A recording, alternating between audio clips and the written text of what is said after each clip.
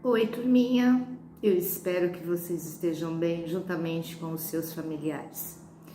Infelizmente, estamos vivendo uma coisa muito nova, né, para nós, que nós nunca passamos. Infelizmente, uma coisa muito ruim.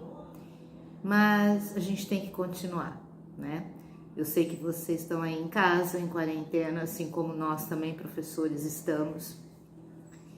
Mas vamos dar continuidade, né, a nossas aulas, ao aprendizado, para que vocês não tenham uma perda, né, muito grande com relação ao conhecimento.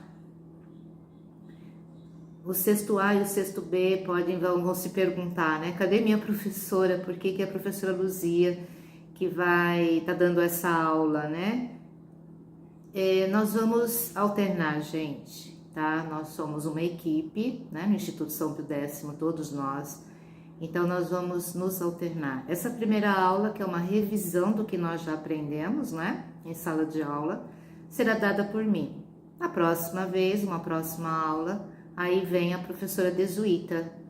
E aí vai para as três, né? Para os 3 sextos anos, tá? Então, vocês não vão ficar totalmente sem a professora de vocês. Assim, quando for ela, o meu sexto C também não vai ficar totalmente sem a minha presença, mesmo que através, né, da videoaula, mas vocês vão ter a minha presença, tá bom? Então, vamos começar a nossa retomada, tá? História, né? História. Depois, quando a gente chegar nas fontes históricas, eu vou citar o que está acontecendo, né, hoje, no mundo. Mas vamos lá, história. História é uma ciência, obviamente, que estuda as permanências e as mudanças, né, ao longo do tempo do ser humano aqui na Terra. Como assim, professora, permanências? Né? Aquilo que nunca mudou, que continua. Como, por exemplo, as cidades históricas, né, em Minas Gerais, as construções antigas, né? Pular corda, lembra que a gente comentou em sala de aula? Creio que Desu também comentou com os alunos dela. Pular corda, esconde-esconde, são brincadeiras muito antigas, né? Muito antigas e que não mudam até hoje. Vocês ainda, né? Vocês ainda brincam, né? Quando tem a oportunidade de brincar com esse tipo de brincadeira. Então, a história estuda tudo que mudou, né, que o ser humano conseguiu ao longo do tempo ir mudando e aquilo também que permaneceu. Então, a gente pode dizer, né, que é o estudo dos seres humanos no tempo, tá? Para escrever a história, os seres humanos tiveram de resolver o problema de situar, né, os acontecimentos no tempo, né, para poder dizer quando que aconteceu aqui, aconteceu em tal lugar, em tal época, ano, período, né? Então ele teve essa preocupação. Para escrever história é necessário, né? Você situar os acontecimentos num tempo. Para isso, o ser humano criou o calendário, né? Existem vários calendários no mundo. Cada calendário baseado em alguma coisa importante para aquele povo. Então, nós cristãos, por exemplo, contamos o nosso tempo a partir do nascimento de Jesus. Os judeus têm a sua contagem. Começa a contar a partir da criação do mundo, quando eles acham que o mundo foi criado.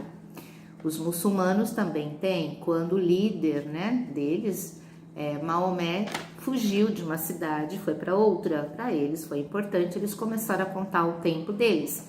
E assim por diante.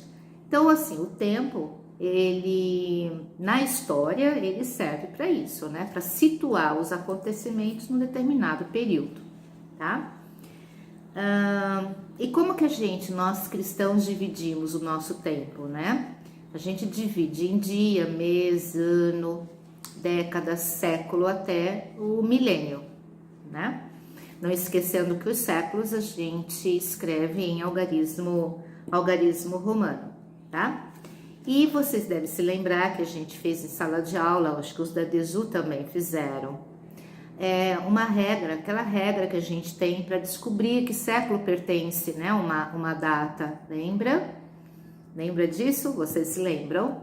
Tem no caderno, inclusive tem os exercícios, né? Então, como que a gente faz? Nós cortamos os dois últimos números da data e somamos um ao que restou. Então, por exemplo, 1450, a gente corta o 5 e o 0, sobrou 14. E a gente soma 1 no 14, dá 15.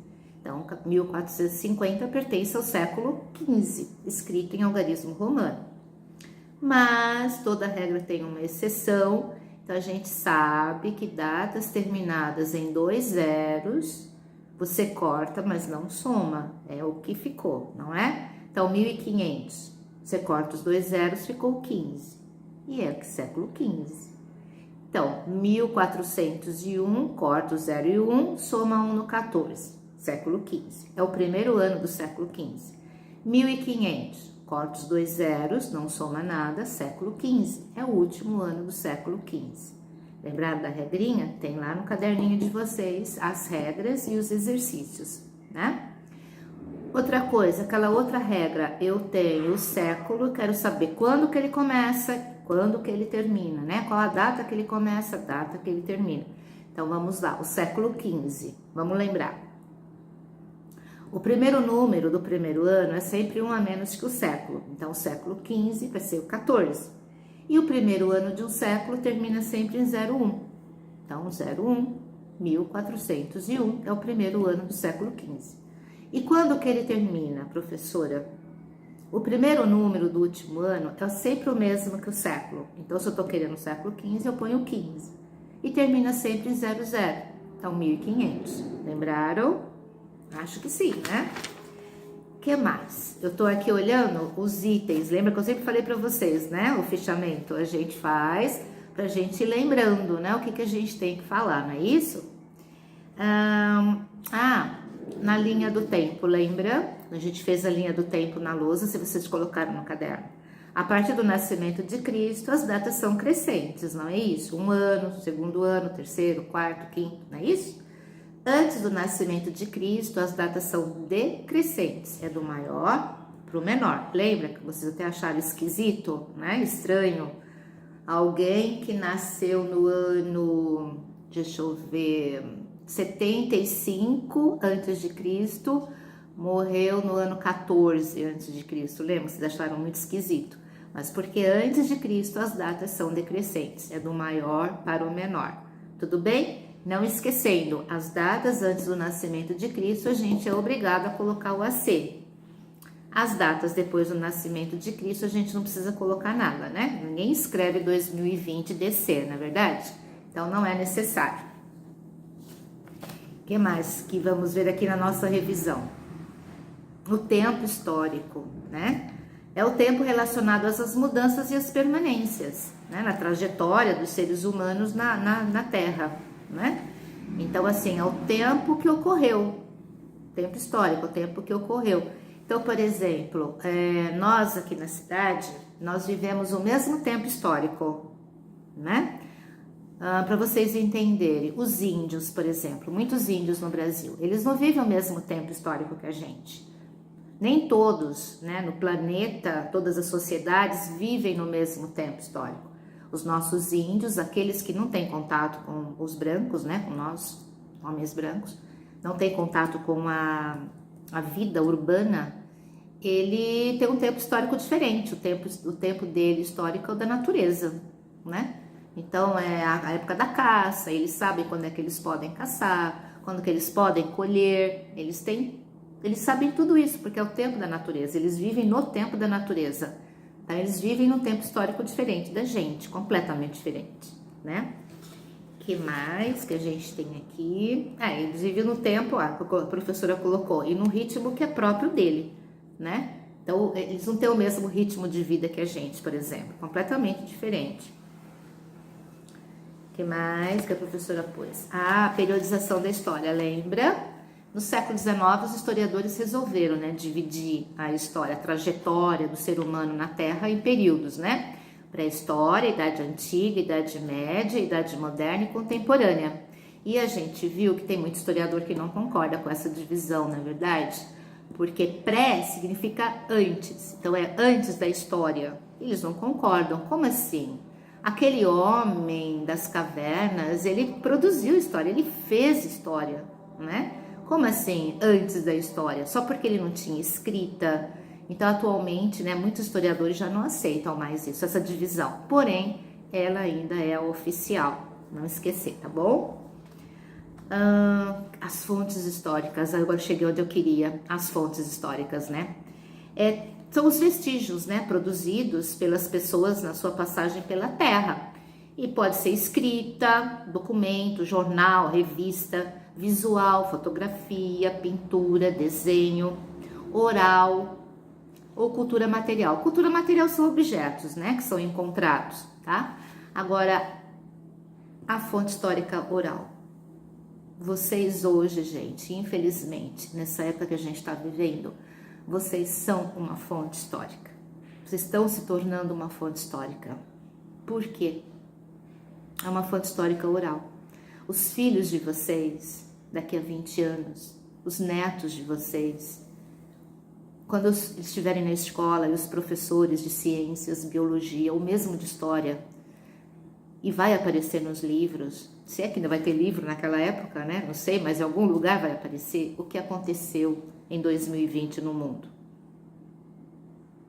Vocês vão poder dizer, vocês vão ser uma fonte histórica oral para os seus filhos e para os seus netos. Infelizmente, de uma coisa tão ruim, tão triste que está acontecendo no mundo. Mas vocês são uma fonte histórica oral. Vocês vão poder dizer a eles com todas as letras, com toda a vivência,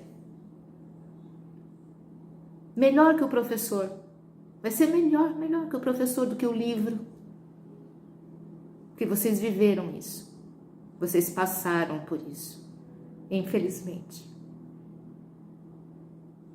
Mas vamos em frente, né? A professora não pode ficar emocionada, ela está dando uma aula de revisão, certo? As fontes históricas, lembra? Nós fizemos um trabalho em sala de aula, que a professora já viu, estava ótimo, vocês gostaram, eu percebi que vocês deram muita importância ao trabalho. Então, é tudo aquilo que o homem deixou pra gente e o que nós estamos deixando para o futuro, tá bom?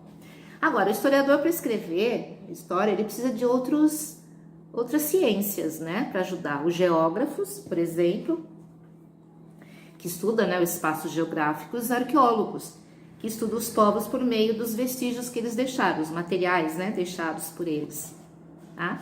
Então, eles ajudam o historiador. E por último, quem faz a história?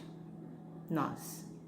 Não são os grandes homens, os reis, os imperadores, os presidentes. Somos nós. Todos nós fazemos história.